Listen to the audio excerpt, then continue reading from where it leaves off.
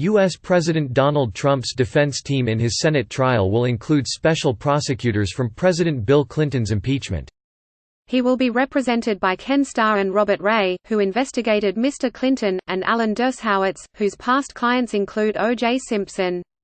White House counsel Pat Cipollone and Mr. Trump's personal lawyer Jay Sekulow will lead the team. Opening statements in the Trump impeachment trial will begin next week.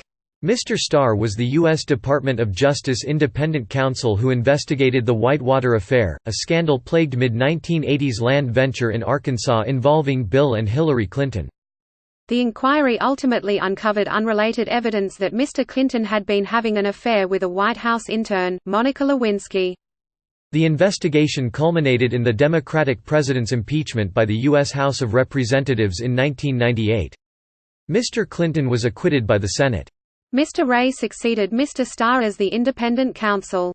Ms. Lewinsky tweeted on Friday shortly after Mr. Trump's team was announced, "This is definitely an 'are you kidding me' kinda day," though she inserted an expletive.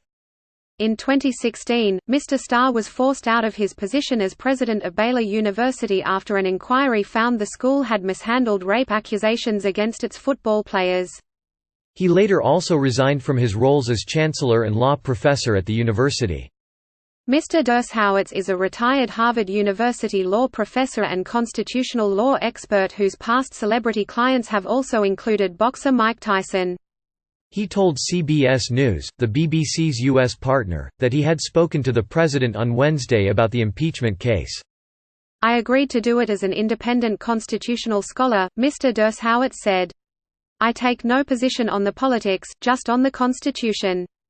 He added he was very, very concerned about the precedent this impeachment could establish. "It could weaken the presidency and weaponize impeachment as a partisan tactic," he said. Mr. Dershowitz said in a statement that he had also opposed Mr. Clinton's impeachment, and voted for Hillary Clinton in the 2016 election. The president sought Mr. Dershowitz's advice, too, during the 2017-19 special counsel investigation into alleged Russian meddling in the U.S. presidential election. Mr. Dershowitz and Mr. Starr both represented disgraced financier Jeffrey Epstein during his 2008 abuse trial.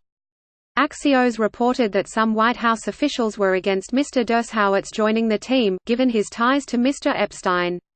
On Friday, the president shared Mr. Dershowitz's comments criticizing a Government Accountability Office ruling that the White House had broken the law by withholding aid to Ukraine.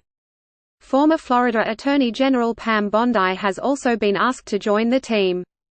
Mrs. Bondi, a longtime Trump ally, joined the White House communications team last November to focus on proactive impeachment messaging.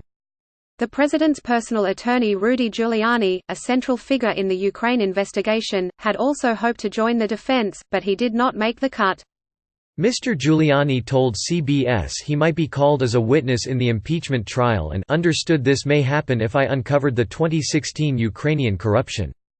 He was apparently referring to a discredited theory that Ukraine intervened in the last White House election. One of Mr. Giuliani's associates, Ukrainian-American businessman Lev Parnas, has said he went to Ukraine to pressure local officials on behalf of Mr. Trump and Mr. Giuliani.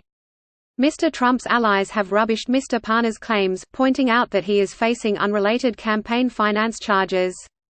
Mr. Trump was impeached by the U.S. House of Representatives last month on charges of abuse of power and obstruction of Congress. Democrats have accused him of withholding military aid to Ukraine to pressure the country into investigating his political rival, former U.S. Vice President Joe Biden. Mr. Trump denies the claims, and calls the impeachment proceedings a partisan hoax. The Republican president now faces a trial in the Senate, which must decide whether to remove him from office. As his Republican Party holds a majority in the upper chamber, he is expected to be acquitted.